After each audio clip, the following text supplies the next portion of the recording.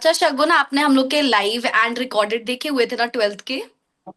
Ma'am twelfth में तो actually next topic थे कि मैं यूट्यूब पे रिकॉर्डेड लेक्चर्स देखती थी। मैंने कोई हम्म। बैच नहीं परचेज किया था। बट मैम लास्ट टाइम पे जो बोर्ड्स एक्सप्रेस था वो मेरे लिए बहुत बेनिफिशियल था। और सबसे ज्यादा मैम आप ठाकुर मैम मैम जो आपने एक वीडियो बनाया था डिस्टिंग्विश ऑफ केमिस्ट्री में जो केमिकल प्रॉपर्टीज हम्म। के बेसिस पे, वहां से मैम इन सबसे मेरे को बहुत हेल्प हुआ। मैम मैंने केमिस्ट्री में 95 स्कोर किया है। ओ अरे वाह, कॉन्ग्रेचुलेशंस, क्या बात क्या है। बात ग्रेट ग्रेट है। ग्रेट बढ़िया। अच्छा है यार, तो मतलब आपने मैम के बोर्ड्स एक्सप्रेस के लेक्चर्स वगैरह देखे थे, है ना? Yes yes sir, yes sir. ठीक है मैम, फिर एंड पूछो जो आपने लाइव पूछो तो। मैराथन्स हुए थे वो सब, जो एंड मोमेंट पे 5 दिन हुए थे, उसका कोई रिकॉर्डेड या लाइव देखा था यस सभी मैम, टीचर्स के? रिकॉर्डेड देखा था। मैम मैंने अच्छा, रिकॉर्डेड देखा था। हाँ। Okay, we are asking it क्योंकि हम इसी से रिलेटेड अब थोड़ा चिट चैट करने वाले हैं, इसीलिए। Yes ma'am. ठीक है, चलो तो स्टार्ट करते हैं। तो शगुन, पहले ये बताइए कि ऐसे स्टूडेंट्स जो अभी ट्वेल्थ में आए हैं, क्योंकि हमने last year, as you said, you didn't purchase the batch, तो बैच हमारा था ही नहीं लास्ट ईयर, लेकिन इस ईयर हमने बैच लॉन्च कर दिया है। तो किस तरीके से स्टूडेंट्स को पढ़ाई करनी चाहिए, पढ़ाई इन द सेंस लाइफ में कैसे उनको क्या क्या इंपॉर्टेंस ध्यान देना चाहिए, जिससे कि वो भी एक अच्छा स्कोर कर सकते हैं? मैम एक्चुअली मेरा सजेशन तो सभी जूनियर्स को सिर्फ यही होगा कि वो जिस भी टीचर को फॉलो कर रहे हैं वो उन पे एकदम ब्लाइंडली ट्रस्ट करें। और मैम हम्म। उनके नोट्स और उनकी पढ़ाए गए कॉन्सेप्ट और टॉपिक्स को एकदम ब्लाइंडली फॉलो करें, वो मोर देन सफिशिएंट है। और अपने रिसोर्सेज को एक लिमिटेड रखें। ये नहीं कि हम्म। वो जितना पढ़ रहे हैं हम एनसीईआरटी को फॉलो करें, बहुत ज्यादा रिसोर्सेज को ना गैदर करें जिससे बहुत कंफ्यूजन होता है और हम सब चीजें हम्म। कवर भी नहीं कर पाते। क्योंकि हमें एक लिमिटेड टाइम में एक लिमिटेड सिलेबस को कंप्लीट करना है, तो जितना इफेक्टिवली हम पढ़ सके वो हमारे लिए स्कोर को बूस्ट करने में हेल्प होगा। ट्रू। पीवाईक्यूज को भी मैं रेफर करूंगी कि हम्म। पीवाईक्यूज से हमें ये आइडिया मिलेगा कि किस पैटर्न पे क्वेश्चन आते हैं, किस टॉपिक पे ज्यादा हम्म। क्वेश्चंस हम्म। आते हैं। तो हम्म। पीवाईक्यूज भी मैंने सॉल्व हम्म। किए थे। Great great perfect great. Perfect. तो पीवाईक्यू से रिलेटेड मैं एक चीज पूछना चाह रहा हूँ कि जैसे एंड टाइम पे क्या होता है कि बच्चा ना बहुत ज्यादा कंफ्यूज हो जाता है कि मुझे क्या करना चाहिए। कई बार मतलब ऐसा भी फील होता है कि यार मैंने पूरे साल भर पढ़ा है, बट उस मोमेंट पे ऐसा लगता है कि मेरे को कुछ आता ही नहीं है। कुछ तो आता ही उस नहीं टाइम पे है हम सर। उस टाइम पे हम जनरली बच्चे को सजेस्ट करते हैं कि आप मॉक टेस्ट अटेम्प्ट करो और प्रीवियस ईयर क्वेश्चंस अटेम्प्ट करो। तो क्या वो एग्जैक्टली हेल्पफुल सर। होते हैं आपके हिसाब से? क्या आपने भी किए थे, और अगर किए थे तो कितने कितने मॉक टेस्ट आपने लगाए थे पर सब्जेक्ट? ये सर सर मैं तो बहुत ज्यादा रिकमेंड करूंगी। अगर लास्ट टाइम पे आप पीवाईक्यूज लगाते हैं या मॉक टेस्ट देते हैं, उससे सर क्वेश्चन के पैटर्न समझ में आते हैं कि किस टाइप के क्वेश्चंस हम्म। आते हैं। और आपको भी उसके अकॉर्डिंग आंसर फ्रेमिंग की आपकी प्रैक्टिस बढ़ जाती है कि किस टाइप का क्वेश्चन आएगा। क्योंकि बोर्ड्स में आंसर को डिस्प्ले करना भी एक हम्म। इम्पॉर्टेंट फीचर होता है कि हम किस टाइप से आंसर को रिप्रेजेंट कर रहे हैं। तो जितना ज्यादा हम वैरायटी ऑफ क्वेश्चन देखे होते हैं, हमारे पास उतना ज्यादा टॉपिक, उतना की पॉइंट्स आता है कि हम इस वे में आंसर्स को रिप्रेजेंट कर पाएंगे। तो ये तो मेरे लिए बहुत बेनिफिशियल था सर। और मैंने भी अप्रोक्सीमेटली 7 इयर्स के पीवाईक्यूज लगाए हुए थे। Great great. क्या और बात है, नाइस। मॉक टेस्ट दिए थे आपने? तो मैंने as such full mock test तो नहीं दिया था। हम नीट का ही प्रिपरेशन कर रहे थे बोर्ड्स के टाइम ठीक पे। है। बस मैंने पीवाईक्यूज के थ्रू ये सर। ठीक है, अच्छा शगुन, प्रैक्टिस मुझे करनी ये चाहिए। क्वेश्चन पूछना था कि जैसे बायो एक थियरी वाला सब्जेक्ट है, राइट? यस। तो आपने बायो को कैसे पढ़ा और क्या स्ट्रैटेजी थी बायो को पढ़ने के लिए? जैसे कि वो बिल्कुल ही अलग है दोनों सब्जेक्ट से, चाहे यस फिजिक्स हो मैम। गया, केमिस्ट्री हो यस गया, मैम। फिजिक्स केमिस्ट्री इन दोनों से अलग है, राइट? तो यस आपने मैम। उसको कैसे पढ़ा, क्या स्ट्रैटेजी थी बायो को पढ़ने का? मैम जो एक मिसकंसेप्शन सबके अंदर होता है कि बायो सिर्फ रटने वाला सब्जेक्ट है, तो ऐसा नहीं है। बायो को अगर हम एक कॉन्सेप्चुअल वे में पढ़ेंगे तो ये बहुत अमेजिंग एक सब्जेक्ट है। और जिसमें हम आप जैसे टीचर्स के संग पढ़े तो और भी फन होता है। अरे मैम वाह। ये मैम, मैम उसके थ्रू मैम मैंने क्या किया था कि मैंने बायो पहले पढ़ा था मैम। फिर आपके बोर्ड्स एक्सप्रेस से मैंने रिविजन्स किए थे। और मैम मैंने एक 2 कॉपी एनसीईआरटी को ही फॉलो किया था एकदम स्ट्रिक्टली। उसी के डायग्राम्स, उसी के की पॉइंट्स, और मैम जो लास्ट में पॉइंट्स टू पॉन्डर होते हैं, और मैम जो लास्ट में समरी होती है एनसीईआरटी की, उसको भी मैंने डिटेल में पढ़ा हुआ था। क्योंकि कई बार क्या होता है, थ्योरी से हट के एक दो पॉइंट्स होते हैं जो कि जहाँ से क्वेश्चन फ्रेम होने के चांसेस बहुत रहते हैं। तो मैं तो स्ट्रिक्टली हम्म। बोलूंगी बायो के लिए एनसीईआरटी पढ़े, और सिर्फ रटने के लिए नहीं, कॉन्सेप्चुअली पढ़े। हाँ, जैसे आपने एक और हम्म। चीज बोली कि लिखना अलग होता है, आंसर को डिस्प्ले हाँ, करना अलग होता है, और अलग होता है। एग्जाम में जैसे नीट का एग्जाम होता है वो थोड़ा एमसीक्यू वाला होता है, और इसमें एमसीक्यू वाला लिखना होता क्वेश्चन, है। हाँ, तो इसमें आपने उसको लिखना। कैसे, हाँ उसमें आपने कैसे किया, मतलब क्या आपका स्ट्रैटेजी था लिखने में, आप कैसे आंसर्स लिखते थे? मैम हम ज्यादातर ट्राई करते थे पॉइंटर्स में आंसर देने के लिए, लेंदी नहीं करते थे। पॉइंटर्स हम्म। में, डायग्राम वे में, फ्लो चार्ट्स में। हम जैसे हम्म। एक एक आया था कंट्रासेप्टिव मेथड्स पे क्वेश्चन, हम्म। तो मैम उसका मैंने फ्लो चार्ट्स अच्छे से ड्रॉ किया हुआ था कि physical barrier, chemical barrier. Then ma'am मैंने उसके एग्जाम्पल्स को वन वन बाई एक्सप्लेन किया था, तो इससे अट्रैक्टिव भी होता है, एंड जो हम्म। टीचर एग्जामिनर में कॉपी चेक करेगा उसको भी कम टाइम कंज्यूम होगा, उसको चेक हम्म। करने में इजी भी होगा। ग्रेट ग्रेट, यही स्ट्रैटेजी हम लोग भी बच्चों को बताते हैं कि पॉइंट्स में ही लिखना चाहिए चीजों को, और हाँ, जितना डायग्राम बना सको उतना डायग्राम बनाओ एग्जाम में, राइट? Yes ma'am. ठीक है, तो शगुन बेटा, आपकी बातों से साफ ये पता चल रहा है कि आप पहले से ही फोकस्ड थे ट्वेल्थ को लेके और आपकी एग्जामिनेशन को लेके। तो शगुन, क्या शुरुआत से ही बच्चों को तैयारी पे लग जाना चाहिए, फोकस्ड हो जाना चाहिए जैसे ट्वेल्थ में एंटर होते हैं, या फिर अगर नीट का आप देख रहे हो तो 11 से तैयार हो जाना चाहिए उनको? यस सर, सर मेरा रिकमेंडेशन तो यही है, क्योंकि आज के टाइम पे जितना कंपटीशन रेज हो रहा है, उन्हें स्टार्टिंग से ही अपने चीज़ों को फोकस करना चाहिए। बट अगर बाय एनी चांस कोई भी डिफिकल्टी आ रही है, या कोई भी जेन्युइन प्रॉब्लम की वजह से वो लैक कर रहे हैं या उनका बैकलॉग है, तो इससे डिमोटिवेट होने की जगह वो जब से भी स्टार्ट करें, बस फुली फोकस होके स्टार्ट करें।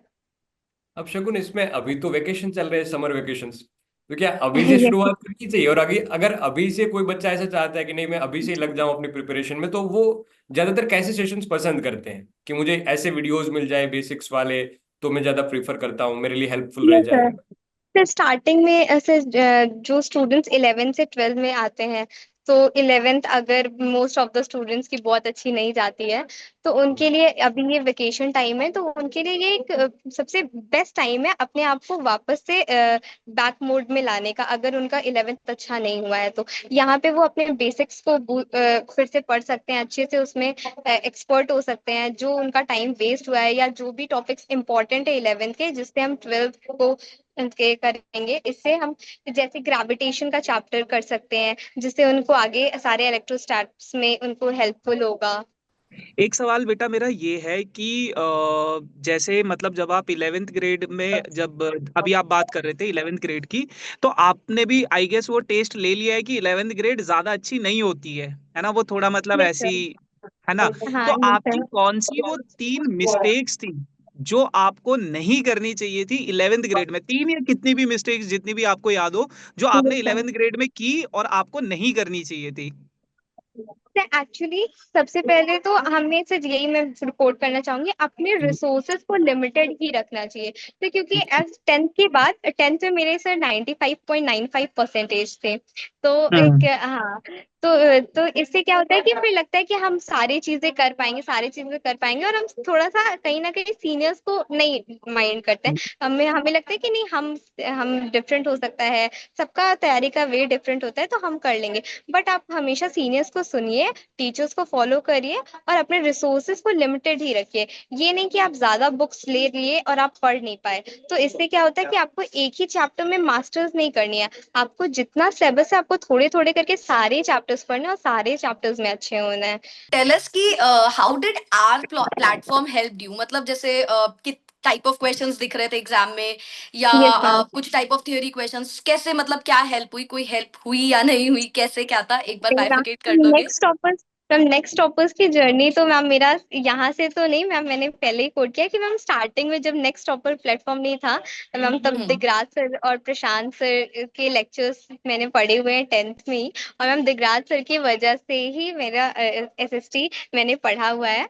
और मैम नेक्स्ट टॉपर्स मैंने जो 11th और 12th में फॉलो किया, मैम 12th में मैंने मेजरली सिर्फ बोर्ड एक्सप्रेस फॉलो किया मैम, वो बहुत ही हेल्पफुल था, बहुत ज्यादा हेल्पफुल था। जिस हम्म। वैरायटीज ऑफ वीडियो आप प्रोवाइड कराते थे आप सर, सभी लोग, मैम उससे बहुत हेल्प हुआ। जैसे एक ही जगह पे कंसोलिडेशन में नेमिंग रिएक्शन सारे मिल जाते थे हमें, एक ही जगह पे हमें सारे डिस्टिंग्विश वाले क्वेश्चंस मिल जाते थे, तो हमें बहुत ज्यादा ढूंढना नहीं पड़ता था, और एक जगह से हम पूरा क्विक रिवीजन कर पाते थे। एंड वो एग्जाम में आते थे बिकॉज हमने कुछ क्वेश्चंस भी प्रोवाइड किए थे, तो हाँ, क्या ये टाइप ऑफ सब। क्वेश्चंस दिखे थे? Yes ma'am. मैम जो जैसे कपलिंग रिएक्शन था, जो कलर वाले रिएक्शंस होते हैं, ये क्वेश्चन भी बोर्ड्स में आया हुआ था। तो यहाँ सबसे हम्म हमें बहुत अच्छा, मैम हम क्विकली अगर हम क्वेश्चन पढ़े होते हैं, किए होते हैं, तो हम तुरंत से हमें क्विक होता है, क्लिक होता है कि हाँ ये तो क्वेश्चन देखा हुआ है। तो ये बहुत हम्म। हेल्पफुल था। Yes ma'am. अच्छा, राइट मेरा एक राइट। सवाल ये है कि जैसे अभी समर वेकेशंस चल रही है ना, जैसे रवि सर ने भी आपसे पहले पूछा था, तो इस टाइम पे क्या आप बच्चे को किस तरीके से, अपने जूनियर्स को सजेस्ट करना चाहोगे कि वो इन समर वेकेशंस को किस तरीके से यूटिलाइज करें? मतलब देखो, खेल कूद तो होना चाहिए, यस सर। लेकिन साथ के साथ इतना भी वेस्ट ना हो जाए समर वेकेशन में कि हाँ। उसका फिर पूरा सिलेबस छूट गया, बैकलॉग्स लग गई। तो नहीं। किस तरीके से उन्हें समर वेकेशंस को यूटिलाइज करना चाहिए, आप क्या सजेस्ट करते हो? सिर्फ समर वेकेशंस के लिए हम ये सजेस्ट करेंगे ऑब्वियसली कि हाँ हमें एंजॉय तो करना चाहिए। हम एक क्लास के बाद दूसरे क्लास में प्रमोट हुए, आप अपने हम्म नो डाउट अदर एक्टिविटीज को, करिकुलम को टाइम दीजिए, बट साथ में आप अपने एकेडमिक्स और स्टडीज पे फोकस्ड रहिए। अगर आप किसी पॉइंट्स पे वीक हैं तो आप उस पॉइंट पे वर्क करिए और अपने बेसिक्स को क्लियर रखिए, ताकि आने वाले जो कोर्सेज है या डेज है उसमें आपको प्रॉब्लम ना फेस करना पड़े। और और अगर कोई ऐसा कोर्सेज प्रोवाइड कराते हैं टीचर्स, आप साथ के साथ उसको फॉलो करते रहिए, ताकि आपको बाद में बैकलॉग ना हो, जिससे आपका टाइम ना वेस्ट हो और बाद में जाके आप फिर फ्रस्ट्रेट ना हो कि मेरा सिलेबस रह गया, मेरा तो छूट हम्म गया। यस। ग्रेट। जैसे मतलब आपने बोला ना कि इस टाइम पे आपको वो चीज करनी चाहिए जो जो मतलब आपके कुछ टॉपिक से रिलेट करते हो आगे चल के, उन टॉपिक्स यस को या सर। बेसिक्स को कवर करने चाहिए। तो यस एक ना, सर। एक सीरीज होती है ब्रिज कोर्स के नाम से, जनरली जो ब्रिज हम लोग कोर्सेज मतलब, हाँ सर हाँ, यूज ब्रिज कोर्स। करते हैं। Yes sir. हाँ, तो वो ब्रिज कोर्स में क्या होता है कि 10th के टॉपिक हम लोग 11th में मतलब जो आएंगे तो उनको कवर करवाते हैं। तो क्या आपके हिसाब से वो इस टाइम पे बच्चे को करना चाहिए? Yes sir. सर अगर इस टाइम पे वो ब्रिज कोर्स करते हैं तो उन्हें एक बहुत स्मूथ पाथ मिल जाता है एक अपने न्यू क्लास को स्टार्ट करने में। Yes great hmm. Great great great यार। Shagun, as I can see you are very well spoken, है ना, मतलब एक communication skill is very good. तो मतलब I have seen thank many you. Toppers जो बहुत ज्यादा इंडल्ज हो जाते हैं इन द स्टडीज, एंड मतलब मैंने ये यस चीज मैम। पर्सनली नोटिस करी है कि पढ़ाई तो सिर्फ पढ़ाई, मतलब कुछ और कोई हाँ। एक्टिविटीज नहीं, या they are not that confident. तो क्या can you give any tip for that? मतलब स्टडीज से रिलेटेड ऑफ कोर्स आपकी हाँ। बहुत सारी टिप्स उनके लिए हेल्पफुल होंगी, बट क्या इसके लिए आप कुछ बता सकते हो? Yes ma'am. मैम एक्चुअली आप अपने स्टडीज के साथ आप अपने ओवरऑल पर्सनालिटी को भी डेवलप करिए, क्योंकि हम्म मैम स्पोकन स्किल्स से लेके हर एक चीजों में आपको अपना बेस्ट देना पड़ता है। तो मैम इसको हम्म। मेरा स्किल्स या स्पोकन स्किल्स आपको अच्छा लगा, इसके लिए हम मतलब I want to share. Ma'am मैं अपने स्कूल की कैप्टन भी थी। तो अरे मैम वाह, टिल नाइस 10th थी नाइस। ग्रेट यार। मतलब आप मेरे को ऐसा लगता है कि you are the one of the best example, जो एक्स्ट्रा करिकुलर एक्टिविटीज या फिर जनरली हम जो जब बच्चों के इंटरव्यूज ले रहे हैं ना, जो टॉपर्स हो रहे हैं, कुछ कुछ बच्चे, मतलब बहुत सारे बच्चे आपकी तरह है, बट कुछ कुछ बच्चे मतलब बहुत शाई है। चाय तो है, हाँ। टॉपर्स, हाँ, टॉपर्स का एक ये वो बन जाता है कि यार नहीं नहीं, वो तो बस किताबी कीड़ा रह सिर्फ जाता है पढ़ते और सिर्फ हम्म। हाँ, सिर्फ पढ़ते हैं। But I guess you are the best example कि नहीं नहीं, पढ़ाई के साथ हम बोल भी सकते हैं और बहुत अच्छा बोल सकते हैं। हैं। Thank that's you that's sir. That's thank very you. Nice. हाँ, ग्रेट ग्रेट। थैंक यू तो सर। आप, हाँ, आप कोई स्पोर्ट्स वगैरह भी खेलते हो? ये सब बैडमिंटन। अरे ग्रेट अरे ग्रेट वाह। ग्रेट। और मतलब कोई एक्स्ट्रा करिकुलर एक्टिविटीज जैसे ये डांसिंग, हॉबीज? हाँ, से ड्राइंग या स्केचिंग, बेसिकली मैं स्केचिंग में मेरा है। ग्रेट नाइस यार, नाइस। ग्रेट तो ग्रेट। शगुन, अगर स्टूडेंट्स, मतलब जैसे आजकल ऐसा वो होता है कि they feel demotivated at some points, है ना, कि यस यार मैम। ये हो गया, अभी हमको मोटिवेशन की जरूरत है या anything yes like ma'am. That. तो what do you think, is it actually required कि हाँ होता है, कई ऐसे पॉइंट्स आते हैं, तो अगर आते हैं तो उससे किसी को कैसे डील करना चाहिए? What is your opinion in that?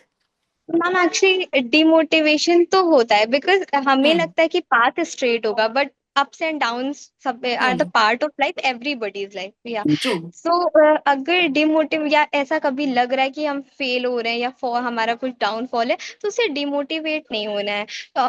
हाँ थोड़ा सा लगता है कि चाहे वो टॉपर हो चाहे वो एवरेज स्टूडेंट हो, अगर हमें लगता है कि हाँ हम नहीं कर पा रहे जितना एफर्ट हमें देना चाहिए, बट उस चीज से हमें डिमोटिवेट होने की जगह पे हमें हम्म थोड़ा सा एफर्ट करना चाहिए, या हमें अपने थोड़े कोई भी जो भी हमारा पैशन है उस पर थोड़ा टाइम देके थोड़ा अपने माइंड उसको रिलैक्स और काम करके वापस से अपने गोल पे स्टिक होना है, और हमारा वाई इतना इम्पोर्टेंट होना चाहिए कि हमें डिमोटिवेशन हो ही ना।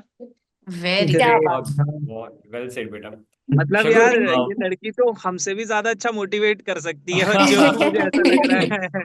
सही बात, सही बात, सही ग्रेट। बात। बेटा लास्ट मतलब क्वेश्चन शगुन, हाँ आप एक बोलो सर। हाँ, एक छोटी सी बात ये बताओ बेटा, क्योंकि होता ये है कि साइंस की जर्नी में पीसीएमबी के बीच में स्टूडेंट अधिकतर बैलेंस नहीं बना पाते। मतलब कोई आसान सब्जेक्ट लग रहा है तो वही पढ़ते जाएंगे, या फिर कोई हार्ड सब्जेक्ट लग रहा है तो उसको इजी बनाने के चक्कर में वही हाँ, सब्जेक्ट पढ़ते जाएंगे। तो यस सर, मेजरली टाइम मैंने ये फेस किया है कि बच्चे बैलेंस नहीं बना पाते सब्जेक्ट में।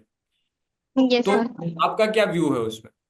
से एक्चुअली फिजिक्स केमिस्ट्री बायो पे ऐसा तो होता है कि अगर किसी स्टूडेंट को बायो बहुत पसंद है तो वो बायो पे ही टाइम दे रहा है, या कोई ये सोचता है कि मेरा फिजिक्स वीक है तो हम सिर्फ फिजिक्स ही पढ़ें। तो ऐसा नहीं है, हमें इक्वली टाइम डिवाइड करना होगा, क्योंकि हर एक सब्जेक्ट की एक अपनी डिमांड होती है। हमें टाइम इक्वल देने का मतलब ये नहीं है कि हम 1 आवर इसको दे रहे हैं तो हम 1 आवर उसको भी देंगे, ऐसा नहीं है। टाइम का रिक्वायरमेंट हमें समझना होगा कि अगर बायो मेरे को 45 मिनट डिमांड करिए तो हम वो 45 मिनट्स उसको ही अच्छे से पढ़ें, उसको कॉन्सेप्ट को समझे। बट अगर फिजिक्स में हमें 1 आवर या 130 आवर का 1 आवर 30 मिनट्स का रिक्वायरमेंट है तो उसमें हम प्रैक्टिस करें। हर एक सब्जेक्ट की डिमांड ऑफ स्टडी डिफरेंट है। कुछ में लर्निंग्स की है ज्यादा, कुछ में कॉन्सेप्ट्स की है, कुछ में सॉल्विंग की है। तो हमें सब्जेक्ट के डिमांड के अकॉर्डिंग ही पढ़ना चाहिए। ग्रेट बेटा ग्रेट होता ये है कि अमूमन हम बोलते हैं कि क्लास ने 11th 12th में सबने पढ़ा है, लेकिन आपने सही में बोलो तो ये 11th 12th जी ली ऐसा लग रहा है। पूरा ठीक घोल है। के आपने पी लिया कि क्या करना चाहिए। मतलब मैं हाँ जी। एक चीज बस मैं यहाँ पे मतलब ऐड करना चाहता हूँ, फिर हम खत्म करते हैं इसको, है ना, इंटरव्यू को। मतलब एक टीचर की जो क्वालिटी होती है ना, वो ये होती है कि आपके पास जो नॉलेज है आप उसको किस तरीके से एक्सप्रेस करते हो, कितने बेटर तरीके से एक्सप्रेस यस करते हो, सर। है ना।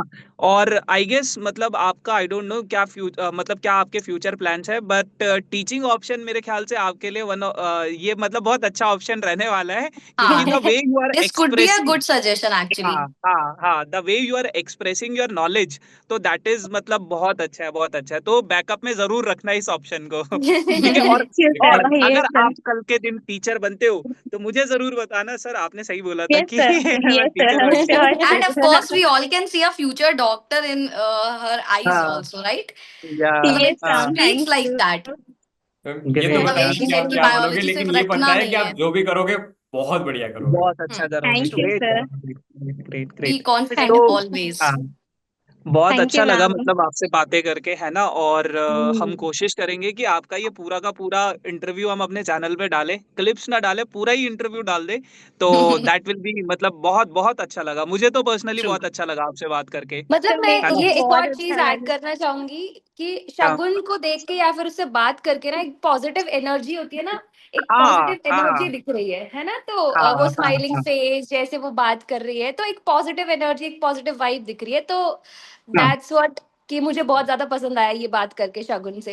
हाँ, मेरे को थैंक भी यू सो मच बहुत मैम। बहुत मैम अच्छा लगा, बिफोर बहुत एंडिंग अच्छा। मैम मैं भी कुछ ऐड करना चाहती हूँ मैम। मेरे थ्रू हाँ आउट द जी। जर्नी मैम 3 पीपल मैम मेरे बहुत सपोर्टिव है मैम। मेरे पेरेंट्स, मम्मी पापा, एंड मैम एक मेरे teacher ma'am Ajay sir ma'am. He is very supportive, मतलब from initial he is my teacher, and these 3 are the person behind me why I am here today. Yeah great oh यार, great and it's great very great. Good कि मतलब आप जो है चीजों को recognise भी कर रहे हो कि हाँ मैं अगर आज यहाँ पे हूँ तो मेरे पीछे ये इनकी लोग हैं, वजह से है ना, और हम्म। यस इनकी सर। वजह से हूँ।